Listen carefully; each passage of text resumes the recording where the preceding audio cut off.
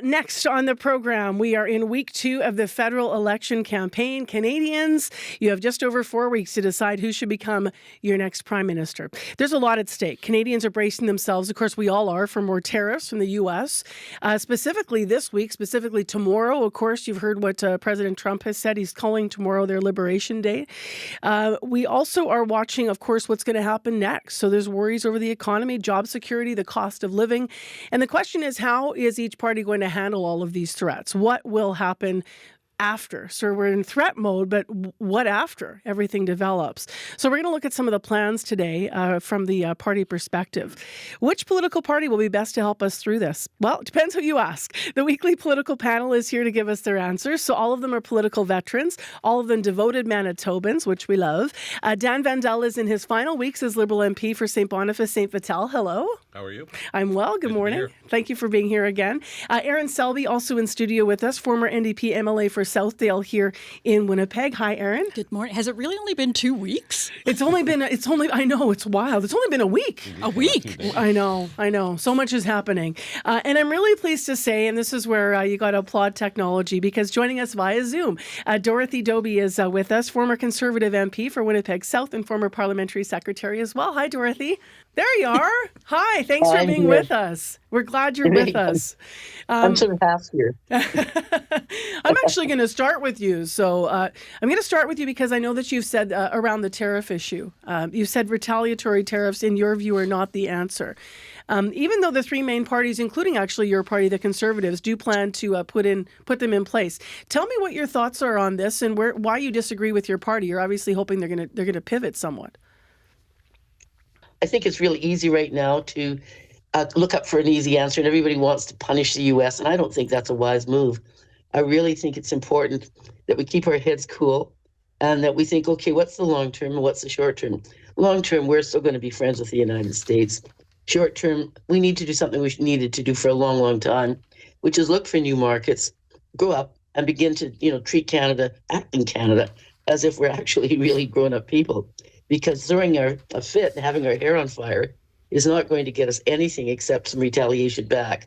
And it hurts Canadians when we, pass tariffs onto others. Look what happened with China. How do you hope then your leader will switch gears? Because Poilievre is talking about retaliatory tariffs, as are the other party leaders. I don't know. I mean, he obviously believes that, and he's getting information from sources I don't have. But, I've been around a long time. And so we'll see what he does as he learns more of the facts, because it's great when you're the incumbent.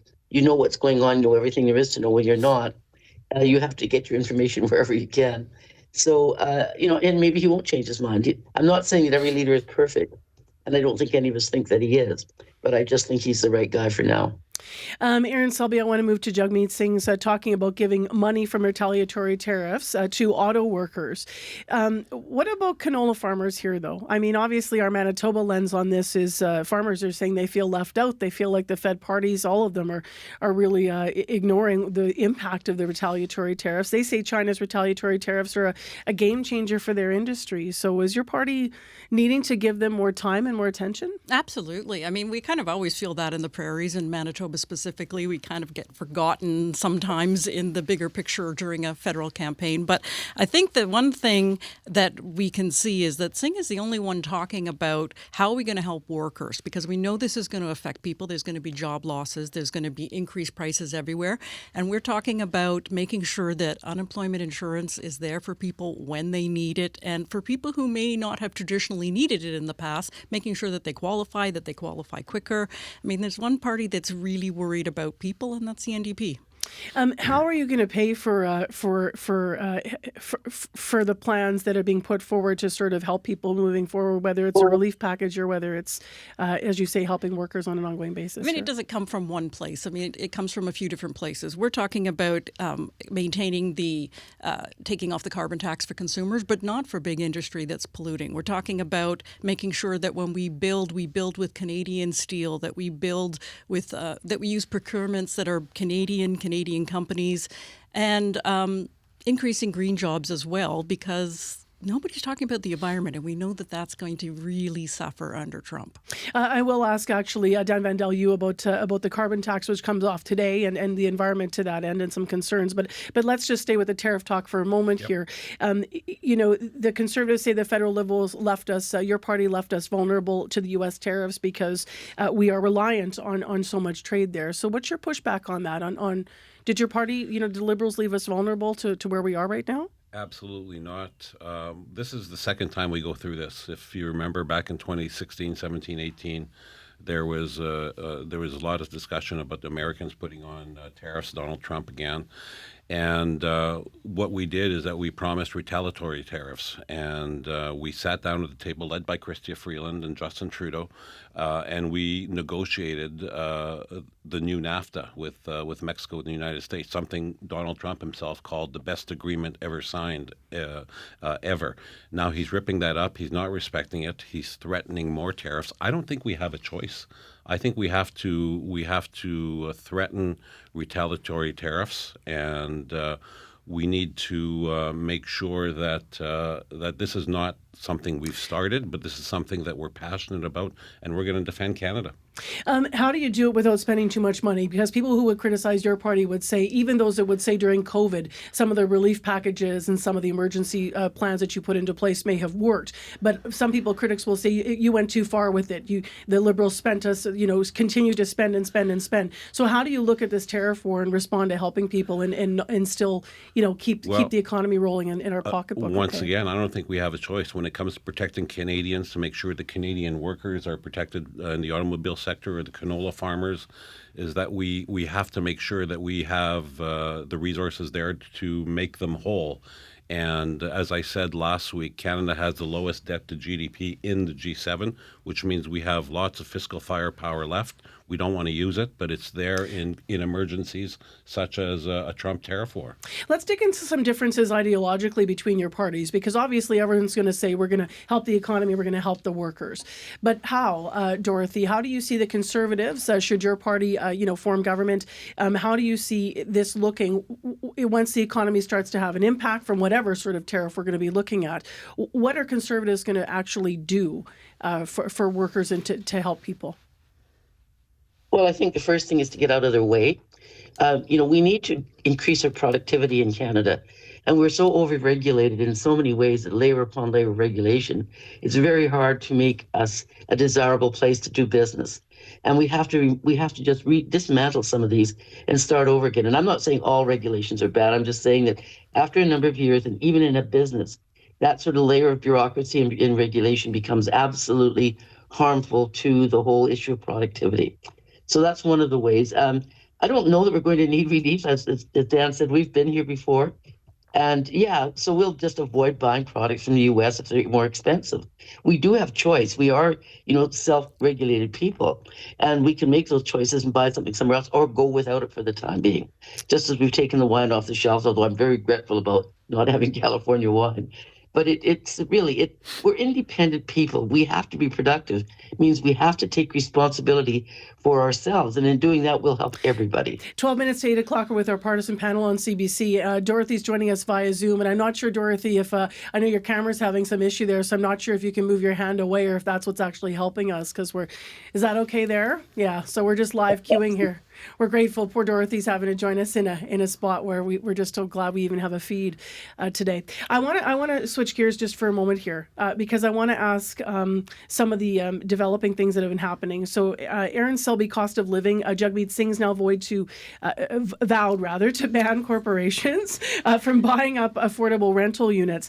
Some critics are saying that's only going to make our housing shortage worse, with little real benefit to those who need affordable housing. Even you can see that in Manitoba and Winnipeg, where that criticism might come from, because a lot of the housing solutions here have been wrapped around partnering with, private sector and with developers and having that be more ongoing. What do you say to that maybe your leader's taking the wrong tact here?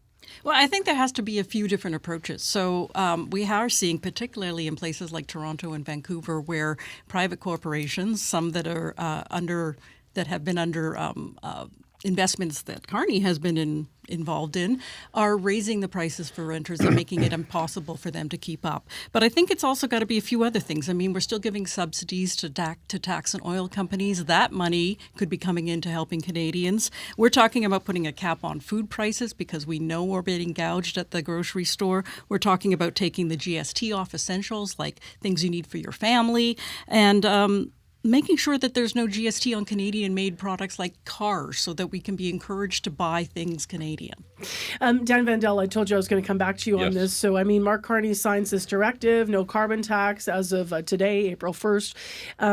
But some are calling this a political move at the expense of a greener economy. For what do you say to that?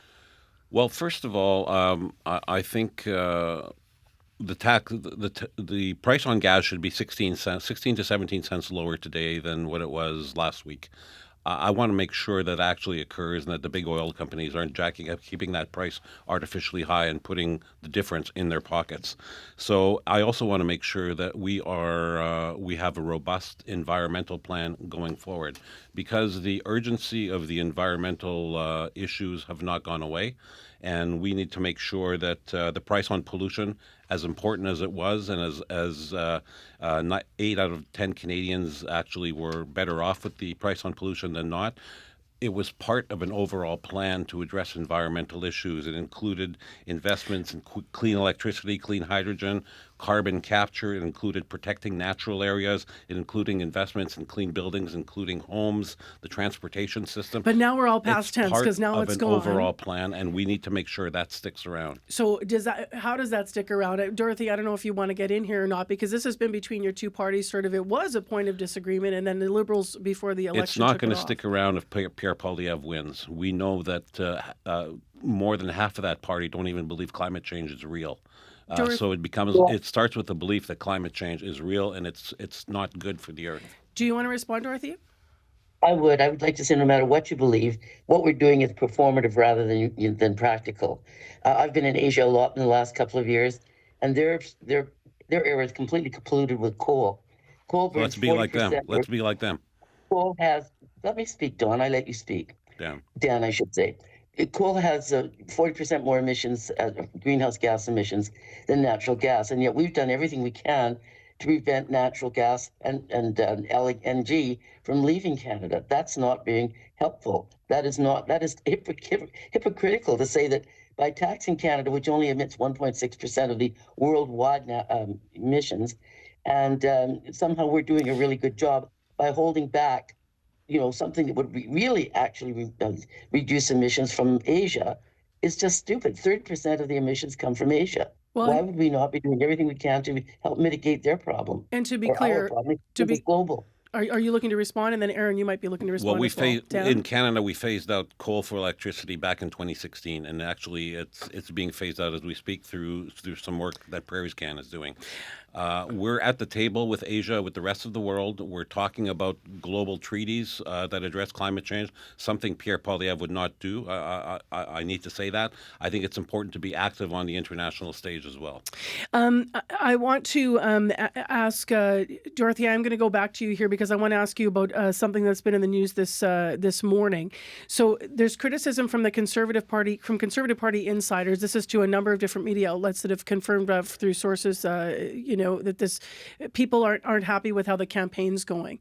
That handling the threat of tariffs coming from the U.S. President Donald Trump is the way that the campaign should pivot, is the language being used. That Pierre Poilievre is missing the mark by not pivoting to this being the biggest issue. This is interesting because last week you actually said on our partisan panel as a Conservative you didn't feel that Trump and tariffs were the biggest issue, that you felt that your party should be leaning into the economy. So what are you thinking now that you're hearing some of the the folks within your party suggesting that it's a bad move? I don't know. I haven't heard the rumors, but I do know one thing. When you're going through an election, there's all kinds of really unusual and difficult decisions being made. And, dirty tricks are pulled by both sides. So I don't know. Did they actually say that? Did somebody report that they said that? I do not know. All I can say is Well, CBC's that, verified the sources, and so is the Toronto Star that was on earlier yeah, this morning. So there's a number of people behind the scenes that are. And when we say source, let's remember what has to happen there. Like it's a verified source that doesn't come lightly. So okay, all there right, is, I'll give you that. As I yeah. said, I haven't heard. But I can say that Saturday I was at in Winnipeg, where there were 3,500 people who were very enthusiastically supporting the leader and the campaign. So I don't know where that's coming from. Do you think, though, I guess to the bigger question, do you think that the party should switch gears now? We've got the quote unquote, as I said, Trump's Liberation Day tomorrow. Do you think your party should be leaning into that more? Let's wait until tomorrow. I think that they are leaning into it. They've said what they would do and or what we would do, and I guess that's what's important to me, that we give the opportunity, give people the opportunity to find out what's really happening. So we all have fits before we. So Trump threatens this, well, we all go running into a corner and cowering and being afraid. We don't know what he's going to do tomorrow or what the tariffs are going to actually be. But as I said earlier, it's still an economic issue. Even if it's tariffs, it's still the economy. I want to turn to you, Erin, to talk about something else that Jagmeet Singh has put on the table. So he talked about lowering income taxes and removing GST from things like home heating and phone bills. How's he going to make up for that lost revenue if he does that? Well, one of the things that I mentioned earlier is stop giving subsidies to oil and tax. That's a big one. We also haven't talked about taking off the carbon tax off of industry, just off of consumer products. So that makes a difference as well. I don't know how anybody could be saying right now that tariffs are not the number one issue in Manitoba minds and Canadians' minds. And yeah, it does affect the economy, but people really have to look at, who is going to be there to protect me? We have to worry about our economy. We have to worry about how we're going to generate income in the country, but we also have to worry about people, because people are going to see job losses. And I don't agree that we have to wait until something happens. We need to be proactive in making plans. Who knows what Donald Trump's going to do tomorrow, and who knows what he's going to do the day after? We need to be prepared for it. But what are the plans? I'm just going to go to each of you, because we talked about some details of the plans. But I mean, overall, ideologically, is it we'll be there for you, we'll be there with bailout packages, or is it that may happen, but we're going to be strengthening the economy, and here's directly how, or more partnerships across Canada? Like, if we can just go to each party, like, what are the specific plans? So, Dan, for the Liberals? All of the above. First of all, we've talked a lot about free trade between the provinces. We need to actually move on that, and we need some goodwill from the provinces to want to make it happen. We need to protect Canadian workers, automobile workers, Canadian workers. Mark Carney's already announced a $2 billion investment to do that. We need to pursue trade opportunities with the world. Canada is the only G7 country with a free trade agreement with all other G7 countries, and we need to move on growing towards a net zero economy, because that's not going away. So some of that will cross over with what the Conservatives are promising. Some of it won't, though, Dorothy. How do you see your promise and Poilievre's promise to Canadians being different from the Liberals, or maybe what pillars are the same as people are choosing, who they're going to vote for? Well, I would say that government is not God. And we're acting in many cases in the last few years as if government has all the answers. It does not. They're just ordinary people. I can tell you, I'm here with a group of really wonderful former MPs, but they know they're not God. They know they don't have all the answers.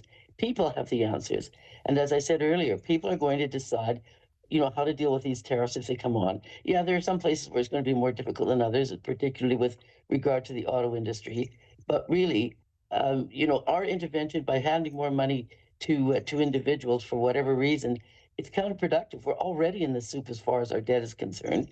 Where's that money going to come from? It's going to come from us, but we don't get to choose where it's being spent. So I would rather see us rely on Canadians to do their job. Last word, because we've had such fulsome. I might have to go back to Erin for the NDP. Well, I can't believe that considering handing money to families and individuals at a time when they are having trouble paying the rent would be considered counterproductive. But that, I guess, is conservative thinking. I mean, I agree with a lot of what the Liberals have to say. We have to expand who we trade with. We have to make sure we're protecting Canadians, but we're the party talking about the fact that there will be job losses and there has to be things there to support people. EI has to change so that it comes in quicker and supports more people. Thank you all for being here as Canadians and Manitobans navigate the vote. That's our partisan panel. Dorothy, thanks for joining us from away. Appreciate it. Thank you. Thank you. Erin Selby, thank you. Dan Vandal, thank you. Thank you.